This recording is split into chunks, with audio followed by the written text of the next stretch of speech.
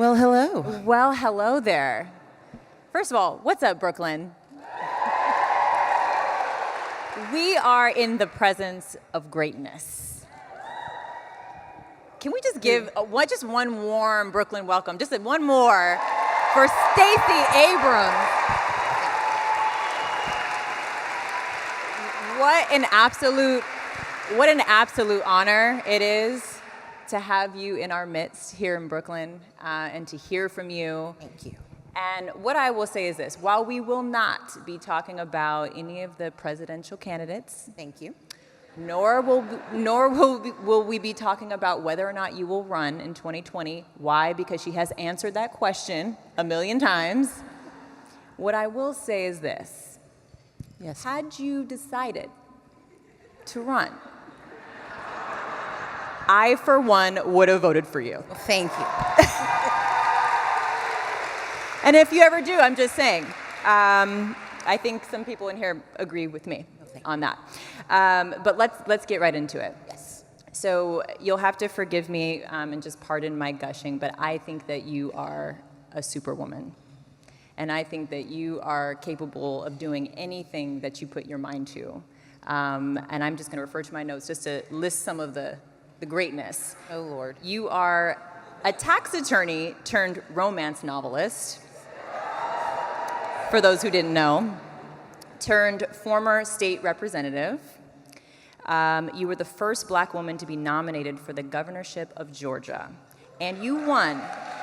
Actually, I'm going to correct that. Should we just stop there? No, first black woman to be nominated for the governorship of a major party in American history. Let's just clarify that.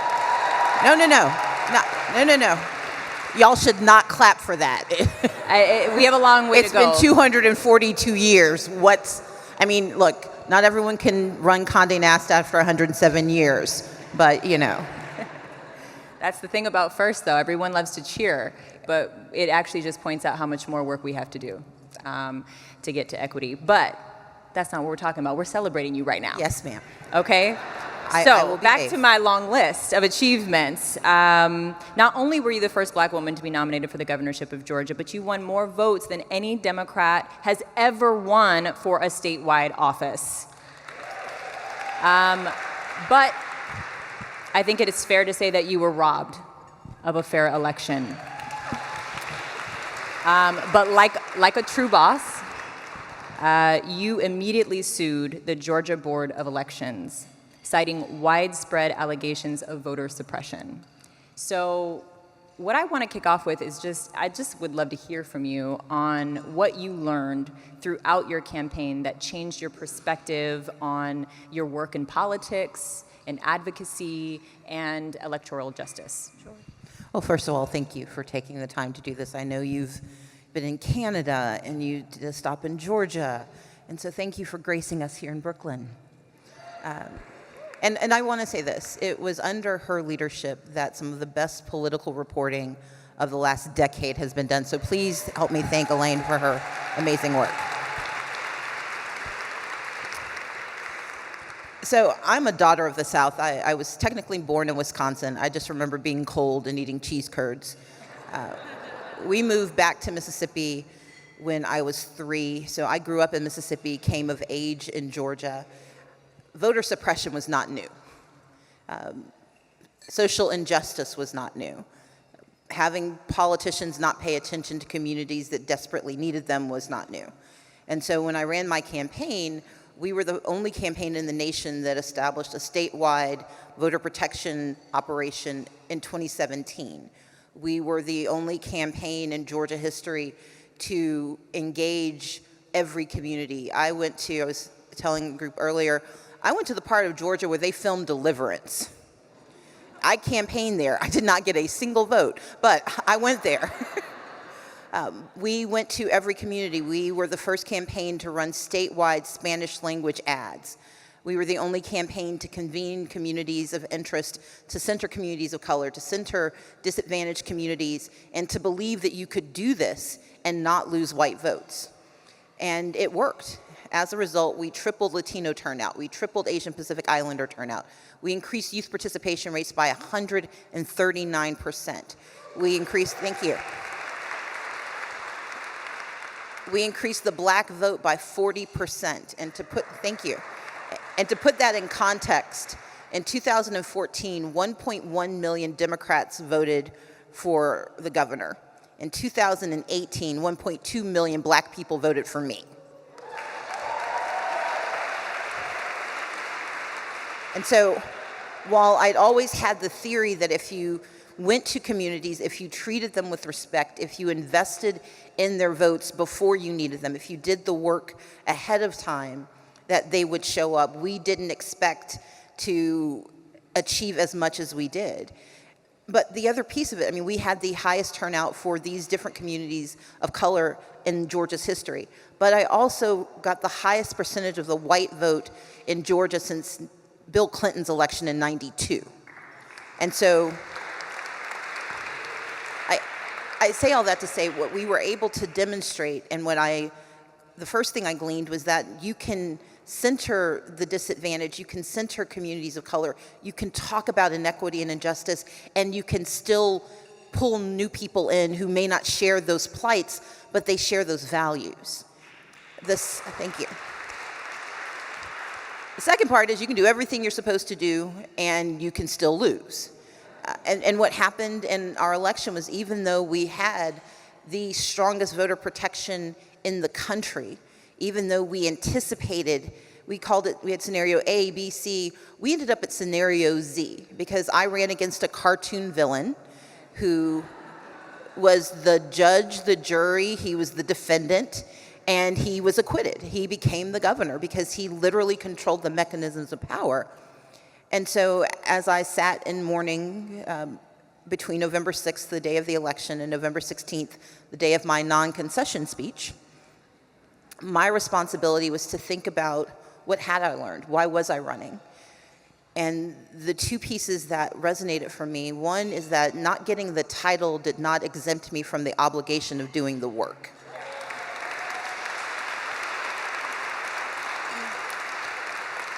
And for me, that was, we had to fight voter suppression, but we also had to fight for the communities that I had spent 2 years speaking to. And that meant that we had to ensure the census could see them, because everything that these communities will need for the next decade, most of those resources begin with the census, and their political power is grounded in the census.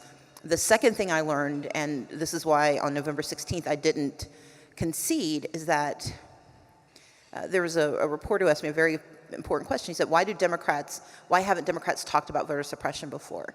And it's because politicians are taught that if you question the system, you're questioning democracy. And you're also taught that if you're seen as a sore loser, you'll never work in this town again. Which is why we have constantly seen suppression happen, but the candidates who are ground zero refuse to comment on it because they're afraid that they will either be despised or disinvited. And I learned in that day that I am my parents' child. My responsibility wasn't to be able to run again. My responsibility was to point out that campaigns are not about candidates. We get to put our name on the ballot. Campaigns are about people. And if people have their voices stolen, if we don't call that out, if we concede that the process worked, then we are complicit. And for me, yes, I acknowledge the legal sufficiency of his victory, but I challenged the laws that made it possible for him to win that way. And that was the other lesson.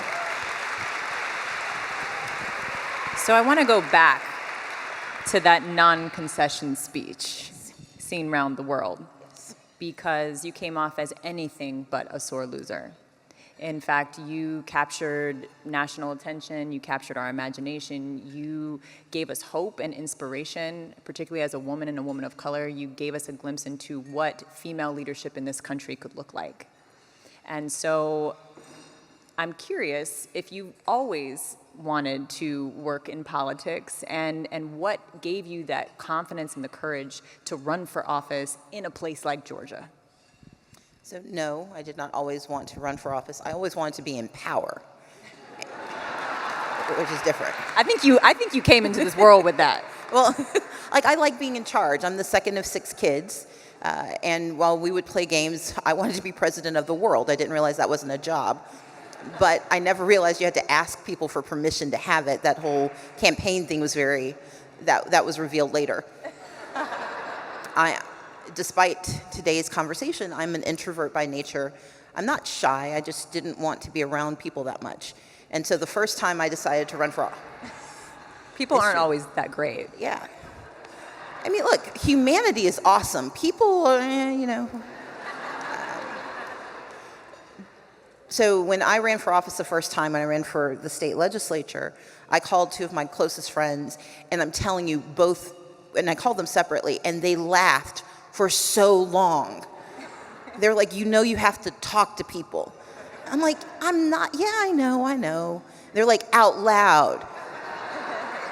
I'm the only candidate who would knock on doors and pray that no one would answer. I'm like, please God, don't be home. Please God, don't be home. Yes! Here's a placard. Call me later. So no, I didn't always want to be in politics, but I don't like inefficiency. I don't like meanness. And I grew up in a family that my mother called the genteel poor. We had no money, but we watched PBS and we read books. And I grew up believing that poverty, and I believe today, poverty is immoral, but it's also economically inefficient. And we have leaders who have conceded it. We've decided that it's just going to be among us. I'm the daughter of ministers. And it angers me when I hear people who share my faith quote the scripture that said the poor will always be among us, as though that's an excuse, as opposed to a challenge. And so for me, running for office is the most efficient way I've been able to find to most directly control the levers of power that will let me fix the world and make it what I want. That sounds very megalomaniacal. I do not mean it in the current administration way. You're a queen. One of my favorite quotes, one of my favorite Stacey Abrams quotes is this. I'm going to share it with you all. I live my life with an assumption that I have the right to do the things I think I should do, and that my gender and my race should not be limitations. Exactly. That's not a question. I just wanted to announce that for anyone in here who needs a new mantra. Okay, so instead of running for president of the United States, which some people wish you may have decided to do, you instead decided to lead the battle against voter suppression, which is a very noble fight and a very important one. And this summer you launched two initiatives that are very exciting, Fair Fight and Fair Count, that are set up to level the playing field in time for this 2020 election. So tell us about them, and how can people, and including people in this room, get involved? Thank you. So in that 10-day period, I make this comment, and it's slightly amusing, but I hope I provide no offense. So in the 10-day period between Election Day and my non-concession day, I like to think that I sat Shiva. I was in mourning, but what I really appreciate about that notion is that it's introspective. It's about examining the loss of a loved one, what it meant, what it means, and how you will be. Now, I'm Southern, so it took 10 days instead of 7. CP time. CP time. There's that too. But in that time, I really thought about, if I had gotten the job, what would I have done? And in the absence of winning this election, what am I responsible for? Voter suppression has been baked into the DNA of America. There has never been a time where we did not have it. At our inception, we said that black people were only 3/5 human. We were bodies but no souls. Women were non-existent. And Native Americans didn't become citizens of the United States until 1924. We have long made it difficult for people to access the most basic and profound power of our democracy, and that is the right to vote. And while my campaign was the most singular example in 2018, it was not the only one. And so my first responsibility, and we launched it the day I gave the non-concession speech, was the launch of Fair Fight. Fighting voter suppression and making sure that across the state of Georgia, through our lawsuit, through legislation, and through advocacy, that we were going to push back against voter suppression, winning another election. And as we did this work, we moved into the summer. I didn't want to be in the Senate. I'm not running for president. I wanted to be able to tell people I was doing something. So, but because we were also getting calls from around the country, we decided to expand Fair Fight to include Fair Fight 2020. Fair Fight itself is a C4, but Fair Fight 2020 is a PAC because we are in the 20 battleground states, the 3 states that have elections this year, and the 17 battleground states for president, Senate, down ballot races like secretaries of state, attorneys general, and the legislative chambers that, if flipped, can help control redistricting in 2021 and get us towards fair districts. So, Fair Fight 2020 is my investment in the 2020 election, and we're starting it now because if we do not begin to fight for voter protection now, we will not have it when we need it. The systems that are arrayed against us are already hard at work. We, just this month, in fact last week, in Kentucky, Fair Fight was part of a coalition that got 175,000 voters who were illegally ripped from the rolls by the governor who has an election in 3 weeks. He took them off the rolls, and because of the work we're doing there, we were able to get 175,000 people put back on the rolls. That's what's at stake. But because I became Democratic leader in the House of Representatives in Georgia the year of the census, I went into 2011 watching the aftermath of a failed census. Because when we do not count everyone, the census has failed. In the state of Georgia, we know that it cost millions of dollars. Just prison gerrymandering, which put 56,000 black and brown men in rural counties where they received none of the benefits, forfeited $128 million to their communities. And if the undercount happens this year, just of black men, it's $154 million a year that will be drained from these communities. And so for me, the census is the most urgent issue of 2020. I would say almost as urgent as, in fact, it is as urgent as the presidency, because if we erase people from the narrative of who we are as America, we erase them from the future of our country. And we have to fight back. And so in addition to launching Fair Fight, I gave myself a couple of months to take a nap, and I launched Fair Count. And I did it with the extraordinary help of my youngest sister, Dr. Audrey Janine Abrams McLean, who's going to stand up and glare at me.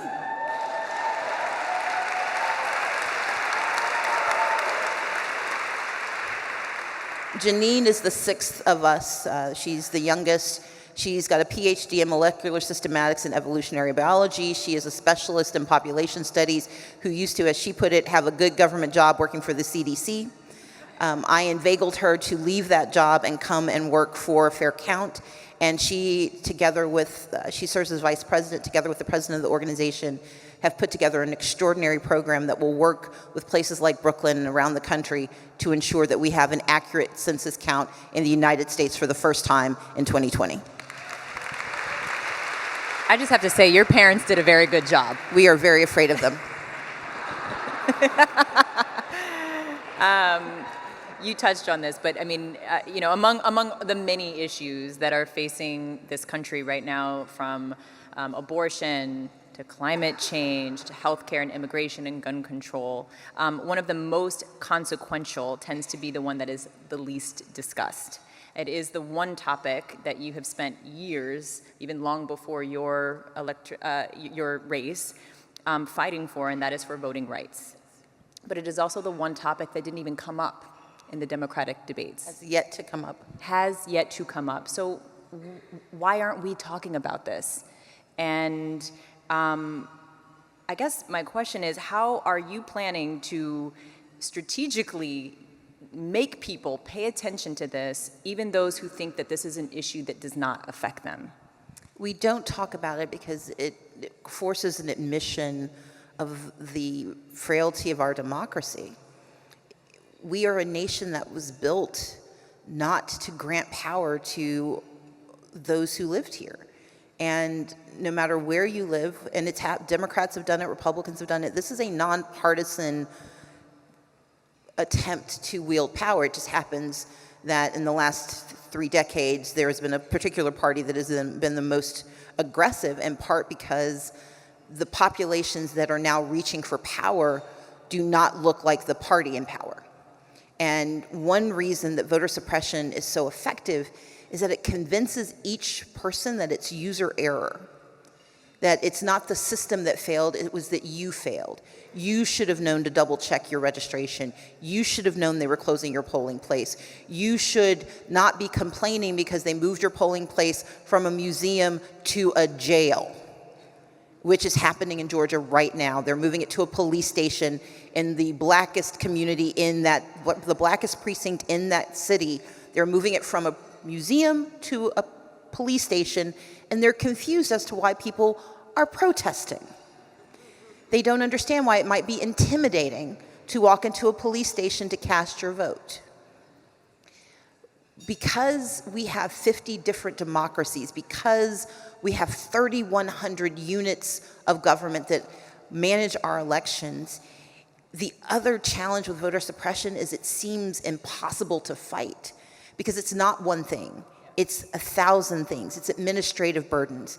But we reduce it to 3 things. It's can you cast a ballot, can you register and stay on the rolls? Can you cast a ballot, and can that ballot be counted?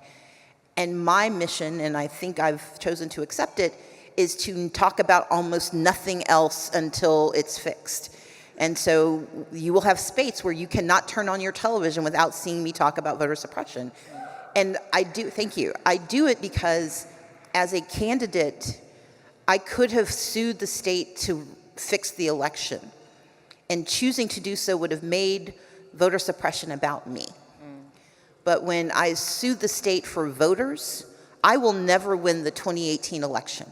It will never happen. There will be no restoration, no do-over, no recount. But there will be justice for those people who were told that their votes did not count in our state. That's the responsibility, and that's the strategy. Make it about the people, and the people will fight for themselves. So, since we can't vote for you Yet.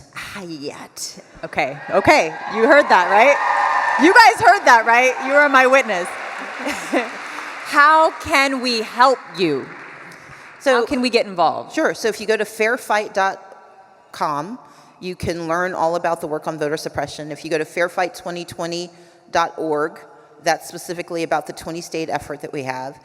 And Fair Count. Faircount.org is all about the census, because we know that if Kings County is undercounted, that can cost you a congressional district. Georgia is one of the fastest growing states in the nation. If they undercount communities of color, we may not lose a congressional district, but we won't gain one that we're entitled to. And worse, the way the lines are drawn does not simply affect congressional races.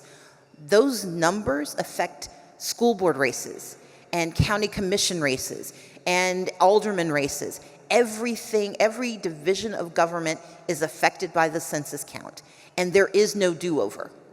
If the census fails in 2020, which it is designed to do, let's be clear, 80% of the census will be done online. And we know there are parts of I think in Brooklyn, it's 40% have no access to high-speed broadband. Georgia, we know it's a minimum of 20%. Simply, there is no infrastructure, and you had another 20% who can't afford it. It is designed to fail the very communities that need it the most. And so taking the census seriously, believing that it is a question of our survival is essential, because if we lose the count, we not only lose political power, we lose resources. $800 billion will be allocated, and if it does not come to the communities that need it the most, it will harm those communities, not for a decade, but for a generation. And so we have to treat the urgency of the census as the most important thing, and that means supporting what's happening here in Brooklyn, but recognizing that what's happening here in Brooklyn is being repeated across this country, and that's what Fair Count is fighting to restore.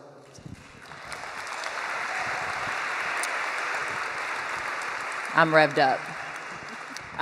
So we are all here to support Brooklyn Community Foundation, and this is an organization that believes in grassroots social change and local leaders igniting that change. And you're now a national political figure, but you spent most of your career at the state and local level. What would you say those in Washington can learn right now from local leaders? I'm from the wrong state for that question. I will say this. I ran for governor in part because I believe the power of the local government, the power of the state is often misunderstood. Billions of dollars are spent to convince us about and to explain to us how critical the presidency is. We know that Congress exists. No one knows what they do. The House has done some stuff, but the Senate is, woefully suspended in animation. But, I'm from a region of the nation where federal action has often been the only way social justice is achieved. And so we spend a great deal of time with our focus on that national level. But I like to remind folks that Stand Your Ground was done at the state level, not the federal level. It was done by the governor of Florida. That the evisceration of the social safety net that you all are funding the remedy to didn't happen in 1994 and 1996 with Bill Clinton. It happened in 1987 and 88 with Tommy Thompson as the governor of Wisconsin, when he tested out the evisceration of the social safety net. That mass incarceration didn't start with the '94 crime bill. It started in the 1970s under Ronald Reagan as the governor of California. And for those who share my skin color, Jim Crow never had a single federal law. It was all state and local laws. And so what I want the national leaders, what I want federal leaders to understand is that the best and worst of who we are often begins at the state level, at the local level. And therefore, if we can create such evil through local legislation, we can create profound good. And that's what I hope we can demonstrate through the community action, through social justice, through investing in one another, that we can lift up the opportunity for greatness to come from state and local leaders, and that the federal government will adopt the good we do as easily as they adopt the evil. Woo. So here's an interesting fact. In the presidential elections of 2008 and in 2012, Black women had the highest voter participation rate of any demographic group. And yet, we are among the least likely to hold elected office. That is a shame. This is a foundation that has a long track record of supporting youth leadership development and prioritizing funding for organizations led by people of color, based on the belief that those who are closest to the community are also closest to the solutions for those communities. So my question to you is, what advice do you have for young people, for Black women, for women of color, for indigenous peoples who have a progressive vision and who are interested in running for office? I was advised when I announced my campaign, so the first thing you do when you launch a campaign, Sam asked me a very pertinent question earlier. He said, how do you raise money for the projects you do? So I explained the fundraising I do now. I told him I'm a professional beggar, and I've been at this for a while. When you run for office, the first thing you're told to do is to call your friends and family to raise money. My family has no money, so I was only calling friends. And Chelsea Hall, who was my special assistant and worked with me, sat at my dining room table with me as I called friend after friend. White women, white men, Black women, Black men, people of color that have known me for years. And people I'd counted on who'd invested in every election, who'd helped me become leader, who helped me start the New Georgia Project to register voters. They would say, well, Stacey, I think you're so smart. I think you'd make an extraordinary governor. I think you're so ready, but you're a Black woman. And my response is, I know. I've been one the whole time you supported me. But the moment I reached for power they didn't think belonged to me, they said, well, I'm sorry, I'm not going to support you because I just don't think a Black woman can win this election. And at the time they were talking about the primary. And I'd say that to say that they gave me multiple reasons. It was because I was a black woman. It was because, well, if you lost a little bit of weight, or are you going to press your hair? Have you found a man yet? I mean, like, I've been hunting, but the wild game is hard to catch.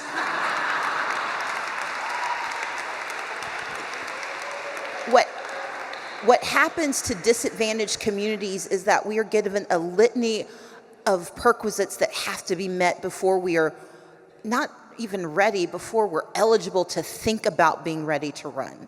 And so my advice is ignore them all. Ignore them. I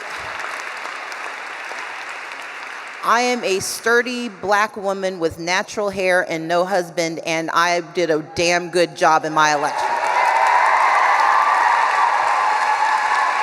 Woo! Thank you. Thank you.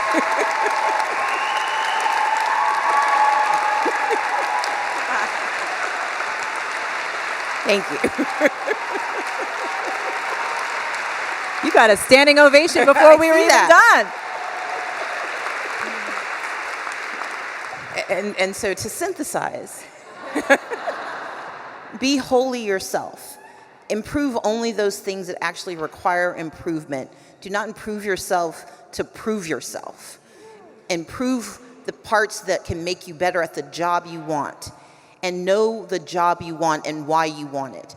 Because when people ask me why I wanted to be governor, when I was urged to just stay in the House and wait until there was a governor who could make me speaker or run for Congress or even, to run for the Senate, I'm not running for something I don't want, and I'm not going to make myself into someone I'm not.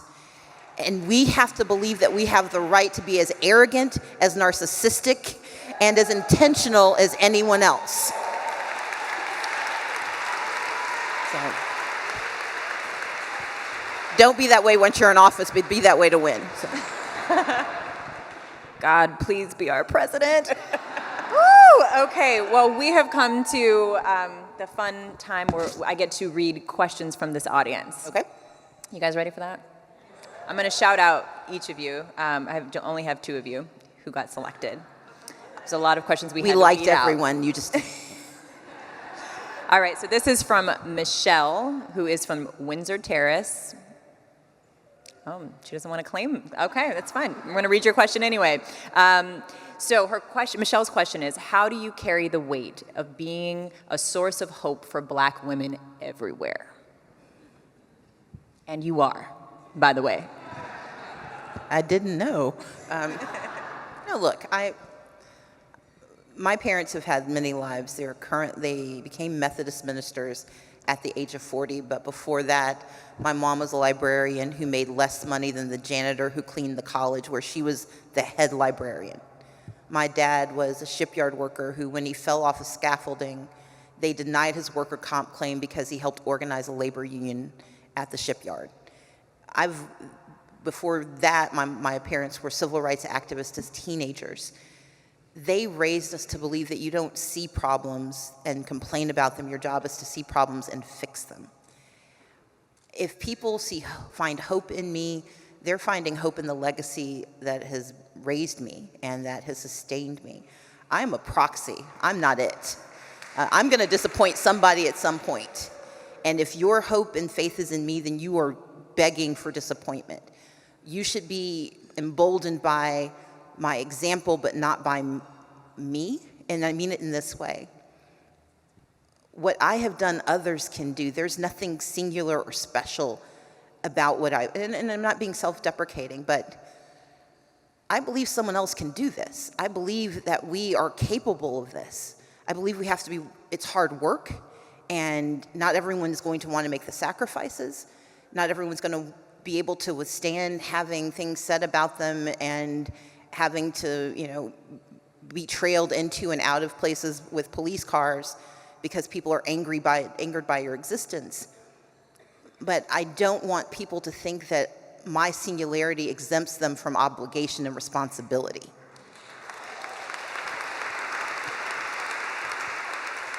I think I'm kind of cool, but what I don't feel the weight of other people's hopes. I feel the support of other people's dreams. And my responsibility is to thread my dreams through theirs and try to lift us all together. Woo! I really hope somebody is tweeting this entire conversation so I can go home and retweet all of it. So this one is from Sam Fishman from Brooklyn Heights, who wants to know, what were you like as a kid? Sam, this means you get 2 questions. You need to stand up so people can know who you are. Come on, don't be shy. Wave to the crowd. Aww. Hey, Sam. And Sam has a really cool brother named Teddy. Wave, Teddy. There you go. That was a really weak wave. You could do a better wave than that. Come on, Teddy. There we go. So here's what I was like as a kid. I mean, Janine can probably tell you, but she was, God knows. Stop talking. Should we pass the mic? That was rhetorical. So I read a lot. I loved to read, and I used to write plays and songs. I didn't watch as much TV because we only had 1 channel. We had 2. We had ABC and PBS. We were probably the only black kids in Mississippi who intentionally watched ballroom dancing. But I have 5 brothers and sisters, so we played a lot. We made up a lot of games. I wasn't shy, but I wasn't very social, so I didn't play with other kids very much because I had a whole playground at home with my siblings. But I believe that you were supposed to try to take care of other people. One of my dearest friends was a young woman who was Vietnamese. Her family was part of the boat lift out of Vietnam and Cambodia, and Gulfport, Mississippi is one of the areas where they were resettled. She didn't speak English very well. And one day when she was, we were 2nd or 3rd grade, I would sit with her at lunch. I did it mainly because she didn't try to talk to me, and I didn't realize it was because she didn't speak English very well. But we could sit in silence, and I could read, and I didn't have to try to play with other kids. And her name was Julie Doe, but over time, Julie would ask me questions, and I would tell her things, and I would help correct her English, and would explain when other kids were being mean, because we went to a predominantly white school. We were one of the only kids of color in the school. And 20 years later, Julie sent me a note saying that I was her first friend in America, and that because I played with her, because I shared my books with her, because I listened to her, because I didn't like talking that much, that she found the confidence to be who she is, and she's now a school teacher in Hawaii. That's who I was as a kid.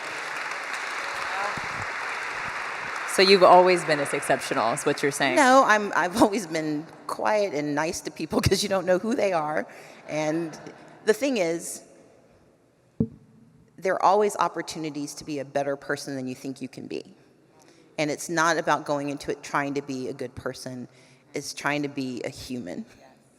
And if that turns into kindness, if that turns into friendship, then that's just the treat that you get for doing what you should have done in the first place. Yes. All of that was a tweet. Someone tweet it, please, so I can retweet. And on that note, unfortunately, we have to wrap. But before we do, yes, I'd like to ask you and everyone if you would take a selfie with me. I would be honored. Because it didn't happen if it's not on Instagram, you know what I mean? I understand. All right. Now, so, my team does not let me take selfies because my selfies are awful, so we're going to have to test your selfie game. Okay, all right. Okay. I have really long arms, so I'm equipped for this. There we go. Okay, everyone, give some energy. This is going to be a video, so on the count of 3, just give them some Brooklyn energy, okay? Ready? 1, let's put it on video. 1, 2, 3. Hey!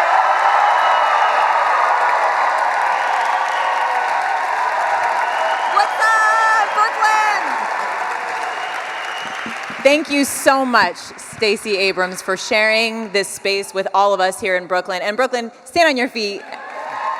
And let's just say thank you. Thank you so much. Thank you to all of you. What an honor.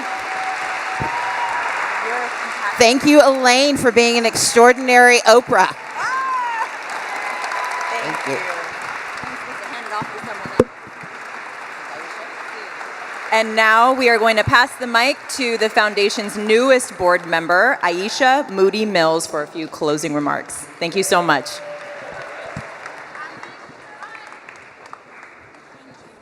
Fabulous. Thank you so much. Beautiful. Hey, thank you guys so much. Wow. I don't even know how to follow that. I don't even know what to say at this point. So my name is Aisha Moody Mills. You guys having a good time? Are you inspired? Yes? Yes? Are you drunk? Okay, have another sip of your wine. So we are just so, well, first of all, I am honored and privileged to be here on the stage with you guys because I'm literally about 3 weeks in to being a board member here at the Brooklyn Community Foundation. I am a recovering politico. I spent about 20 years in DC. It's a wonder that I'm not completely gray. But I am glad to be here now as a Brooklynite, I guess. And the work that I do is still connected to social justice and politics. You might see me on CNN a bit. I'm a political commentator there. And, you know, I joined this foundation board because all of my time in national politics, one of the things that really rang true for me is that at the end of the day, transformation all happens locally. And just as Stacey said, it doesn't matter how many laws are passed, how much money is supposedly appropriated, especially if we're not really counting the census, because we ain't getting our money the way that we should. But the truth is that at the end of the day, the only good things that happen when they start from the bottom up.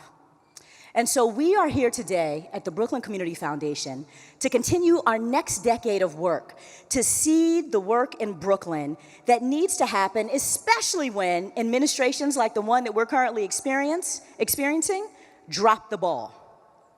We talked so much just now about the census, and y'all, I'm afraid because we could actually lose 2 congressional seats if we don't fund our census count here. This is a really big deal. I was actually talking to Congresswoman Yvette Clarke about this, and folks are really, really, really concerned. So the census is a big piece of the work that we do, but one of the reasons I joined this board before we even started talking about the census is that we actually are investing in organizations and leaders who are doing the work of literally saving lives on a day-to-day basis in our borough. Especially our immigrant rights work is one of the things that comes to mind for me. We have people right now all over this borough who are literally hiding in churches because this administration is trying to hunt them out and send them off and take their children from them. And the investments that we've made are literally saving families, supporting families, nurturing children.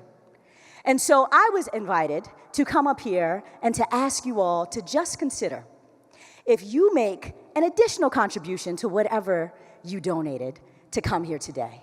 Maybe it's another $250. Maybe it's another $1,000. Maybe it's $5,000.